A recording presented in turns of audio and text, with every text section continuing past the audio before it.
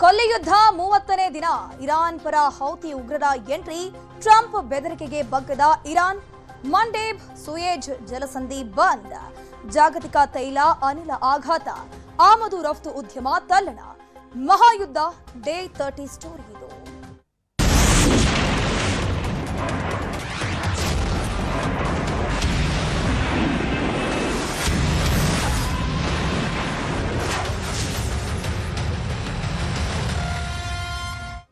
ಕೊಲ್ಲಿ ದೇಶಗಳಲ್ಲಿ 30ನೇ ದಿನದ ಮಹಾಯುದ್ಧ ಮುಂದುವರೆದಿದೆ. ನಾಗರಿಕ ಮೂಲ ಸೌಕರ್ಯಗಳು, ಶಿಕ್ಷಣ ಸಂಸ್ಥೆಗಳೇ ಇವರ ಮೇನ್ ಟಾರ್ಗೆಟ್ ಆಗ್ತಾ ಇದೆ.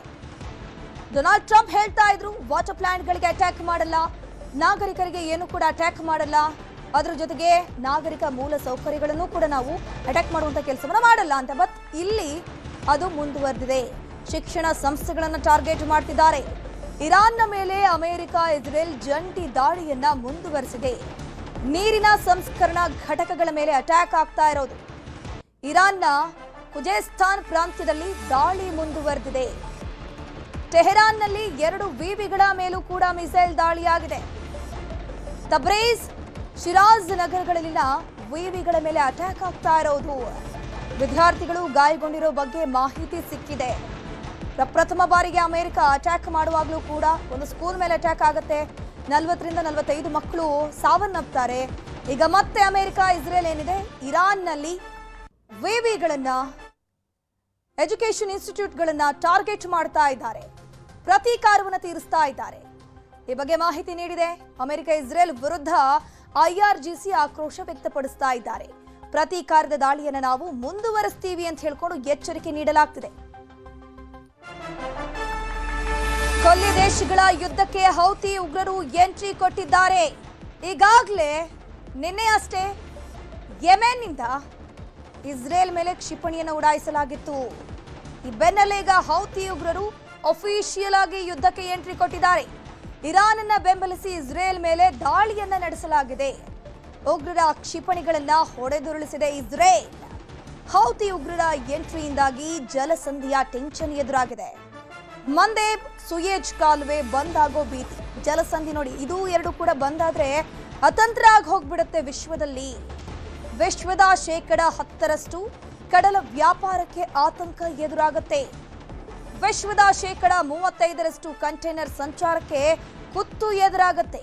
ಈಗಾಗಲೇ ಗ್ಯಾಸ್ ಅಭಾವ, ಪೆಟ್ರೋಲ್ ಮತ್ತು ಡೀಸೆಲ್ನ ಅಭಾವ ಈಗ ಶುರುವಾಗ್ತಿದೆ. ಈಗ ಮತ್ತೆ ಇದೇ ರೀತಿ ಯುದ್ಧ ಮುಂದುವರೆದಿದೆ. ಹೌತಿಗಳು ಎಂಟ್ರಿ ಆಗಿದ್ದಾರೆ. ಹೌತಿ ಉಗ್ರರು ಮತ್ತೆರಡು ಜಲಸಂಧಿ ಬಂದಾದ್ರೆ ಅತಂತ್ರ ಆಗೋದಂತೂ ಪಕ್ಕ. ವಿಶ್ವದಲ್ಲಿ ವ್ಯವಹಾರಕ್ಕಂತೂ ಅಡೆತಡೆ ಉಂಟಾಗುತ್ತೆ. ಕಂಟೈನರ್ ಸಂಚಾರಕ್ಕೂ ಕುತ್ತಾಗುತ್ತೆ. ಯುರೋಪ್ ಜಲ ಸಂಪರ್ಕವೇ ಬಂದಾಗುವಂತಹ ಆತಂಕ ಎದುರಾಗ್ತಾ ಇದೆ. ಹಡಗುಗಳ ಸಂಚಾರದ ಅಂತರ ಕೂಡ ಹೆಚ್ಚಾಗುತ್ತೆ. ವಸ್ತುಗಳ ವೆಚ್ಚ ಹೆಚ್ಚಳವಾದ ದರ ಕೂಡ ಏರಿಕೆ ಬಿಸಿ ತಟ್ಟುತ್ತೆ. ಹೌತಿ ಉಗ್ರರು ಎಂಟ್ರಿ ಆಗ್ತಿದ್ದಂತೆ ಅಮೆರಿಕ ಕೂಡ ಅಲರ್ಟ್ ಆಗಿದೆ. ಈಗಾಗಲೇ ಲೆಬನಾನ್ನಲ್ಲಿ ಹೆಜ್ಬುಲ್ಲಾ ಕೂಡ ಇರಾನ್ಗೆ ಸಪೋರ್ಟ್ ಮಾಡಿ ಇಸ್ರೇಲ್ ಮೇಲೆ ಅಟ್ಯಾಕ್ ಮಾಡ್ತಾ ಇತ್ತು. ಈಗ ಹೌತಿ ಉಗ್ರರು ಎಂಟ್ರಿ ಕೊಟ್ಟಿದ್ದಾರಲ್ಲ, ಅಮೆರಿಕ ಅಲರ್ಟ್ ಆಗ್ತಾ ಇದೆ. ಇರಾನ್ ಮೇಲೆ ದಾಳಿ ತೀವ್ರಗೊಳಿಸೋಕೆ ನಿರ್ಧಾರ ಆಗಿದೆ. ಪಶ್ಚಿಮ ಏಷ್ಯಾಗೆ 3,500ಕ್ಕೂ ಅಧಿಕ ಸೈನಿಕರನ್ನ ರವಾನೆ ಮಾಡಲಾಗ್ತಾ ಇದೆ.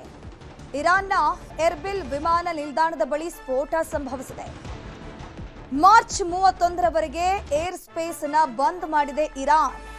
ಇರಾನ್ನ ಏರ್ಪೋರ್ಟ್ ಪಕ್ಕದಲ್ಲೇ ಅಟ್ಯಾಕ್ ಆಗ್ತಾ ಇರುವಂತದ್ದು. ಅದರ ಜೊತೆಗೆ ಬರೋಬ್ಬರಿ 3,500ಕ್ಕಿಂತಲೂ ಹೆಚ್ಚು ಸೈನಿಕರನ್ನ ಈಗಾಗಲೇ ಇರಾನ್ ಕಡೆಗೆ ಇಸ್ರೇಲ್ ಮತ್ತು ಮಧ್ಯಪ್ರಾಚ್ಯ ರಾಷ್ಟ್ರಗಳ ಅಮೆರಿಕದ ಸೇನಾ ನೆಲೆ ಕಡೆ ಕಳಿಸಿಕೊಡಲಾಗ್ತಿದೆ. ಕುವೈತ್ನ ವಿಮಾನ ನಿಲ್ದಾಣದ ಮೇಲೆ ಇರಾನ್ ದಾಳಿಯನ್ನ ನಡೆಸ್ತಾ ಇದೆ. ಕ್ಷಿಪಣಿ ಡ್ರೋನ್ ದಾಳಿ ಮಾಡಿದೆ ಇರಾನ್ನ ಸೇನೆ.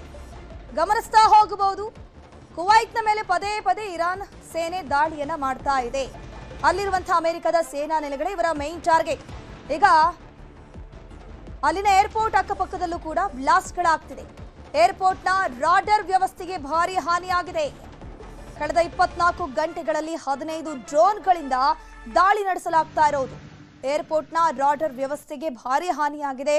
ಸೊ ಹಾಗಾಗಿ ಇಲ್ಲಿ ವಿಮಾನ ಸಂಚಾರ ಕಂಪ್ಲೀಟ್ ಆಗಿ ಬಂದ್ ಮಾಡಲಾಗಿದೆ.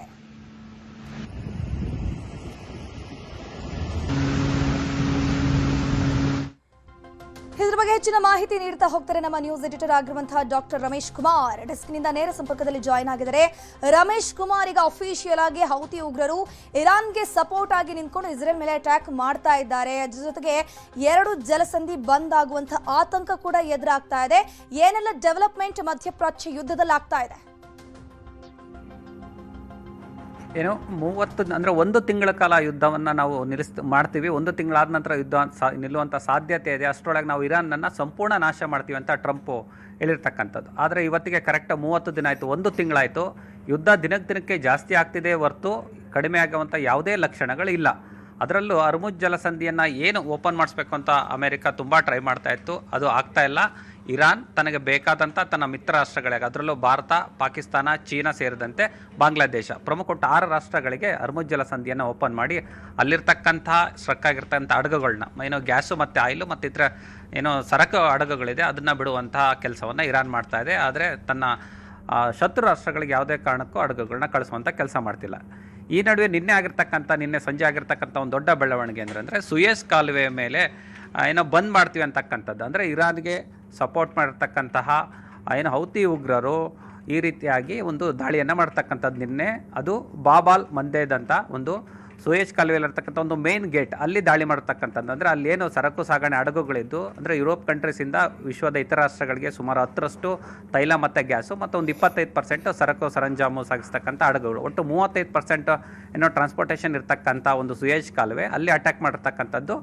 ಈ ಸಿ ರೂಟ್ ಏನಾದರೂ ಬಂದಾದರೆ ವಿಶ್ವದ ಪ್ರಮುಖ ರಾಷ್ಟ್ರಗಳಿಗೆ ಏನೇನೋ ಹಡಗುಗಳು ಹೋಗ್ತಾ ಇತ್ತು, ಆರ್ಥಿಕ ಶಕ್ತಿಯ ಒಂದು ರೀತಿ ಏನೋ ತಲ್ಲಣ ಆಗುತ್ತೆ, ಒಂದು ರೀತಿ ಆರ್ಥಿಕ ವ್ಯವಸ್ಥೆ ಬುಡಮೇಲಾಗುತ್ತೆ ಮತ್ತು ತುಂಬ ಸಂಕಷ್ಟ ಆಗುತ್ತೆ. ಈಗ ಆಲ್ರೆಡಿ ಏನಾಗಿದೆ, ಅರ್ಮುಜ್ ಕಾಲುವೆ ಮೂಲಕ ಏನು ಪೂರ್ವ ಏಷ್ಯಾ ರಾಷ್ಟ್ರಗಳಿಗೆ ಬರ್ತಾ ಇತ್ತು, ಇನ್ಕ್ಲೂಡಿಂಗ್ ಗಲ್ಫ್ ಕಂಟ್ರೀಸ್ ಸೇರಿಸಿ, ಆ ದೇಶಗಳೆಲ್ಲ ಈಗ ಆಲ್ರೆಡಿ ಗ್ಯಾಸು ಮತ್ತು ತೈಲದ ಅಭಾವವನ್ನು ಎದುರಿಸ್ತೀವಿ ಮತ್ತು ಸರಕು ಸರಂಜಾಮುಗಳು ಏನು ಸಪ್ಲೈ ಆಗ್ತಿತ್ತು ಅದು ಕೂಡ ಬಂದಾಗಿದೆ. ಈಗಾಗಲೇ ಸಾಕಷ್ಟು ಆರ್ಥಿಕ ವ್ಯವಸ್ಥೆ ಬುಡಮೇಲಾಗಿದೆ, ಜನರಿಗೆ ತೊಂದರೆ ಆಗ್ತಾ ಇದೆ, ಗ್ಯಾಸ್ ಸಿಗ್ತಾ ಇಲ್ಲ, ಪೆಟ್ರೋಲ್ ಬೆಲೆ ಏರಿಕೆ ಆಗ್ತಾ ಇದೆ. ಈ ರೀತಿ ಸಂಕಷ್ಟಗಳನ್ನ ಎದುರಿಸುವಂಥ ಸಂದರ್ಭದಲ್ಲಿ ಇನ್ನೊಂದು ರೂಟ್ ಆಪ್ಷನ್ ಆಗಿತ್ತು, ಅದು ಸುಯೇಜ್ ಕಾಲುವೆ. ಆ ಕಾಲುವೆಯನ್ನು ಈಗ ಏನು ಹೌತಿ ಬಂಡುಕೋರರು ತಮ್ಮ ಕಸ್ಟಡಿಗೆ ತಗೊಂಡು ಅದ್ರ ಮೇಲೆ ಹಿಡಿತ ಸಾಧಿಸುವಂಥ ಎಲ್ಲ ಸಾಧ್ಯತೆಗಳಿದೆ. ಒಂದು ವೇಳೆ ಹಿಡಿತವನ್ನು ಸಾಧಿಸಿ ಆ ಕಾಲುವೆಯನ್ನು ಏನಾದರೂ ಬಂದ್ ಮಾಡಿದರೆ ವಿಶ್ವದ ಏನು ಬಹುತೇಕ ರಾಷ್ಟ್ರಗಳಿಗೆ 35% ಏನು ಟ್ರಾನ್ಸ್ಪೋರ್ಟೇಷನ್ ಇತ್ತು ಅದು ಬಂದಾಗುವಂಥ ಸಾಧ್ಯತೆ ಇದೆ. ಹೀಗಾಗಿ ಅಮೇರಿಕ ಈ ಹೌತಿ ಬಂಡುಕೋರನ್ನ ಯಾವ ರೀತಿ ಕಂಟ್ರೋಲ್ ಮಾಡುತ್ತೆ ಅಂತಕ್ಕಂಥದ್ದು ದೊಡ್ಡ ಚಾಲೆಂಜ್ ಆಗಿದೆ. ಆಲ್ರೆಡಿ ಅಮೇರಿಕ ಮೊದಲೇ ಪ್ಲಾನ್ ಮಾಡಿತ್ತು, ಏನೋ ಗ್ರೌಂಡ್ ಲೆವೆಲ್ ಆಪರೇಷನ್ನ ಅಂದರೆ ಭೂಸೇನೆಯನ್ನು ಕಳಿಸಿ ಆಪರೇಷನ್ ಶುರು ಮಾಡಬೇಕು ಅಂತ. ಸೊ ನಿನ್ನೆ ಯಾವಾಗ ಹೌತಿ ಬಂಡುಕೋರರು ಸುಯೇಜ್ ಕಾಲುವೆ ಮೇಲೆ ಅಟ್ಯಾಕ್ ಮಾಡಿದರು, ಸೊ ಆನಂತರ ಏನು ಟ್ರಂಪ್ ಕಳಿಸಿರ್ತಕ್ಕಂಥ ಸುಮಾರು 3,500 ಜನ ಸೈನಿಕರನ್ನ ಕಳಿಸಿದೆ, ಗ್ರೌಂಡ್ ಲೆವೆಲ್ ಆಪರೇಷನ್ ಮಾಡೋದಕ್ಕೆ ಕಳಿಸ್ತಾ ಇದೆ. ಈ ರೀತಿ ಏನಾದರೂ ಆಗಿ ಅವ್ರು ಹೌತಿ ಬಂಡುಕೋರನ್ನ ಏನಾದ್ರು ಕಂಟ್ರೋಲಿಗೆ ತಗೊಂಡ್ರೆ ಒಂದು ರೀತಿ ಸುಯೇಜ್ ಕಾಲುವೆ ಏನು ಮುಕ್ತ ಆಗುವಂಥ ಸಾಧ್ಯತೆ ಇದೆ. ಅಂದರೆ 1 ತಿಂಗಳಿಂದ ಅರ್ಮುಜ್ ಏನು ಇರಾನ್ನಲ್ಲಿ ಇರ್ತಕ್ಕಂಥ ಅರ್ಮುಜ್ ಜಲಸಂಧಿ ಏನಿತ್ತು ಅದನ್ನು ಕೂಡ ತೆರವು ಮಾಡೋಕ್ಕಾಗಿಲ್ಲ. ಅಂಥದ್ರಲ್ಲಿ ಈಗ ಹೌತಿ ಬಂಡುಕೋರರು ಎಂಟ್ರಿ ಆಗಿರ್ತಕ್ಕಂಥದ್ದು ಟ್ರಂಪ್ಗೆ ಒಂದು ರೀತಿ ನುಂಗಲಾರ್ದ ಬಿಸಿ ತುಪ್ಪ ಆಗಿದೆ. ಇದರ ಎಫೆಕ್ಟ್ ತುಂಬಾ ಆಗ್ತಾ ಇದೆ. ಹೀಗಾಗಿ ಮೋದಿ ನಿನ್ನೆ ಸಂಜೆ ಏನು ಹೌತಿ ಬಂಡುಕೋರರು ಅಟ್ಯಾಕ್ ಮಾಡಿದರೆ ಅದಾದ ನಂತರ ಮೋದಿ ಏನು ಸೌದಿ ರಾಜ ಮೊಹಮ್ಮದ್ ಬಿನ್ ಜೊತೆ ಏನೋ ಮಾತುಕತೆ ನಡೆಸ್ತಕ್ಕಂಥದ್ದು. ನೋಡಿ, ಏನೋ ಕಾಲುವೆ ಮೂಲಕ ಭಾರತದ ಹಡಗುಗಳನ್ನ ಏನು ಕಂಟ್ರೋಲ್ ಮಾಡ್ತಾ ಇದ್ದಾರೆ ಅದನ್ನು ಬಿಡಿಸುವಂಥ ಪ್ರಯತ್ನ ಮಾಡಿ ಅಂಥದ್ದು. ಹೀಗಾಗಿ ಸಕಾರಾತ್ಮಕವಾಗಿ ಸೌದಿಯ ದೊರೆ ಮೋದಿ ಅವರ ಫೋನ್ ಸಂಪರ್ಕಕ್ಕೆ ಸ್ಪಂದಿಸಿದ್ದಾರೆ. ಭಾರತಕ್ಕೆ ಯಾವುದೇ ರೀತಿ ತೊಂದರೆ ಆಗದಂತೆ ನಿಮ್ಮ ಹಡಗುಗಳನ್ನು ನಾವು ಬಿಡಿಸುವಂಥ ಪ್ರಯತ್ನವನ್ನು ಮಾಡ್ತೇವೆ ಅಂತಕ್ಕಂಥದ್ದು ಒಂದು ಸಕಾರಾತ್ಮಕ ಸ್ಪಂದನೆ ಸಿಕ್ಕಿದೆ.